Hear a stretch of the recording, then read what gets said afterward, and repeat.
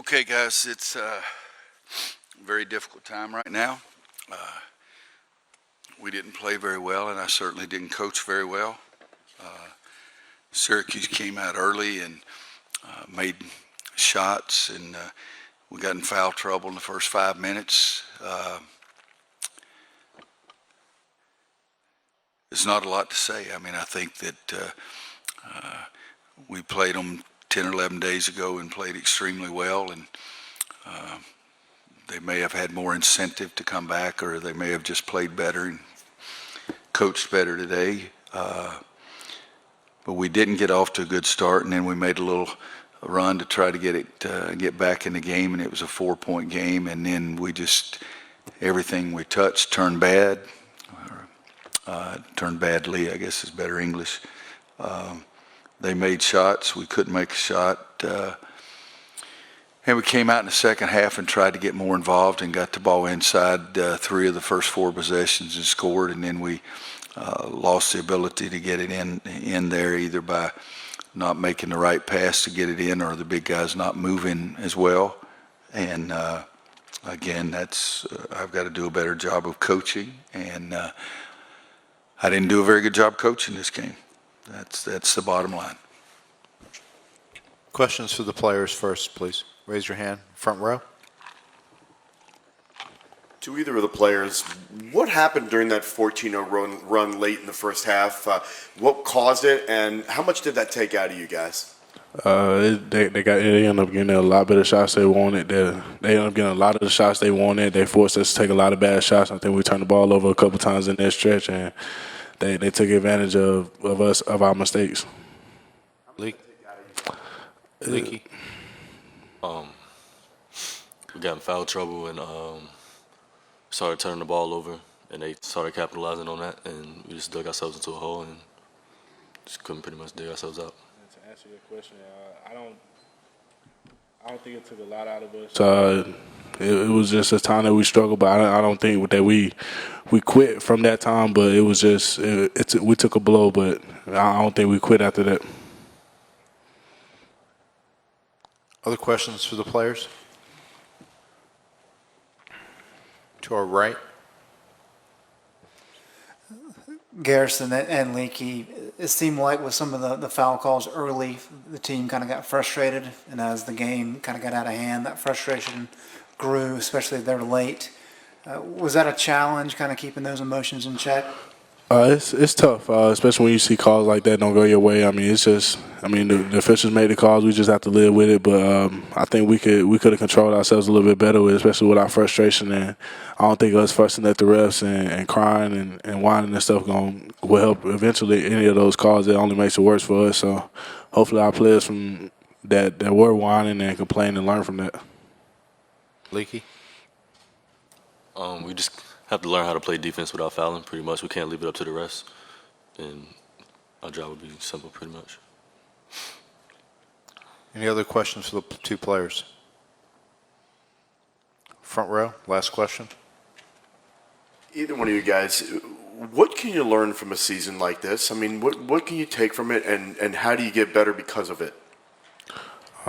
Basically, what I take from it is you can never quit. You can you're never down. You're never really out. But it's we dug ourselves that hole in our season. But I think we take a lot from it, just perseverance and just always being grateful that we're able to do what we love. And I'm thankful to be able to come here and play basketball every day under Coach Williams, and I enjoy it. So just taking advantage of stuff like that, and then just coming to work hard every day. I think sometimes in our season, everyone didn't come as hard as they should have, come the hardest work that we should have.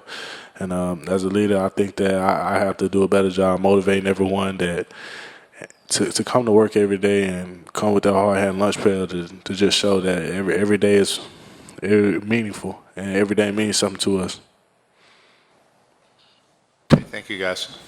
Thanks, guys. Okay, questions for Coach?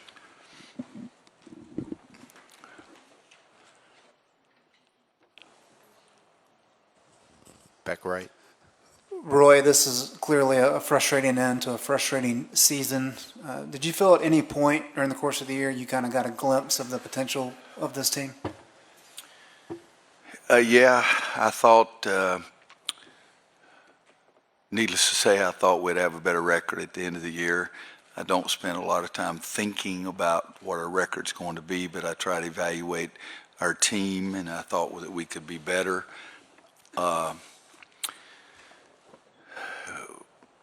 Things didn't go very smoothly for us. The Oregon game, I was really, at that point, I said, we've got a chance to be really good, and we never got that feeling again the rest of the year. It was Garrison and Cole and B-Rob probably our three statistically, and maybe everybody's eyes, the three best players. We didn't have those guys together but 10 or 11 times, and some of those, like B-Rob at Gonzaga just played in the first half and never came out in the second half. But those are all excuses. There are reasons to us that went through it, but they're also excuses. I didn't find the right buttons to push.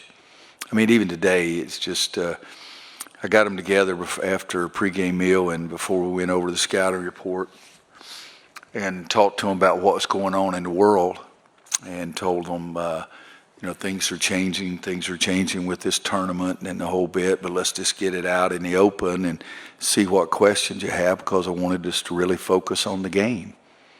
And evidently that didn't work either. I felt like that I'd take two steps and one of them would go forward and the other one would go back, and just immediately, or I'd take one step forward and two would go back. But I told them in the locker room, I'm as lucky as you can be. I get to coach. It's all I've ever wanted to do.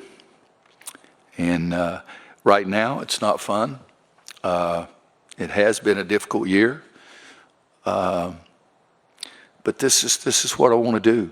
I didn't see this coming tonight, and so there's another way I made a mistake. I should have prepared them differently. I've did more soul searching this year than I've ever done because I've been so lucky. But bottom line is that Syracuse beat North Carolina tonight, and Jimmy Boeheim did a better job than Roy Williams did. And those things aren't easy to say, and I have a great deal of respect for Jimmy. I think he's one of our great coaches, but I didn't have my guys to play as ready as he has his guys. To our left. Yeah. Hey, Coach, speaking of what's going on in the world, as you put it, during the game the NBA suspended its season, is it your belief that college basketball games should be played moving forward, knowing that the pros aren't playing? I don't know any of that, so I'd hate to make an evaluation, but, this is a very serious problem. Last night I made a joke about how that it frustrated me because they said old people and it was 60 when I'm 69. But this is the most serious problem that I can remember in our country that there's no answer for. If the stock market's going crazy, well, it's just see if you can do some things. But this is a virus. This is a possibility of people getting very sick and dying. And it's something that in my mind is more serious than anything I can remember. And I'm way older than most of you guys. I remember when I was little that people were preparing places for you to go and hide underground because of nuclear weapons. And that was not a very comfortable time. And I was really little, but I know my mom was really, really scared. But this is something that you can't see. And this is something that I used this statement last night. We have very intelligent scientists and doctors and people that are in charge of this kind of thing. And the American people have been very resilient over the years, and I think we'll come out of this thing. But this is a scary time period. But I don't want to try to get in and evaluate what should or should be done with the college basketball. Again, we have very intelligent people that'll make the right decision. I just got my rear end beat. I don't know that I can evaluate anybody doing anything. Back right. Coach, Yep. from a basketball perspective, what point of the season was the most frustrating period for you? And did you learn something about yourself, how you sort of found your way to navigate through that process? Tonight, first time in my life, I felt sort of hopeless. Couldn't find any cures. Couldn't find any solutions. And I've lost before, Jiminy Christmas. We've had great teams that have lost before, but tonight wasn't much fun. Last question. 3304 Sports. Like you said, it's been a tough season. And how do you mentor and learn the experience for yourself and mentor the kids through the pressure of playing for North Carolina basketball? Well, I told them that what you have in life is you have a lot of challenges. There's nothing more fun, guys, than being on a team. There's nothing more fun than being willing to make sacrifices towards a common goal. There's nothing more fun than doing something with somebody else, and that's called putting a team together. And now the ones that are leaving are going to be challenged later on in life because they're going to be putting another team together. That's their family. And told them that the preparation that they put in every day for those kind of things are extremely important. And our preparation for this game didn't work. So learn from that. Learn from the love that you have when a team comes together, and learn from the sorrows that you have when you don't step up. And if you felt like you gave in too much tonight, learn from that a great deal, because you can't do that in life as well. And, that sounds philosophical, but I really believe that everybody's better off if you play on a team and share things and learn things about yourself. So I'm old-fashioned, but I love being on a team. And I think that's pretty neat. Thanks, guys.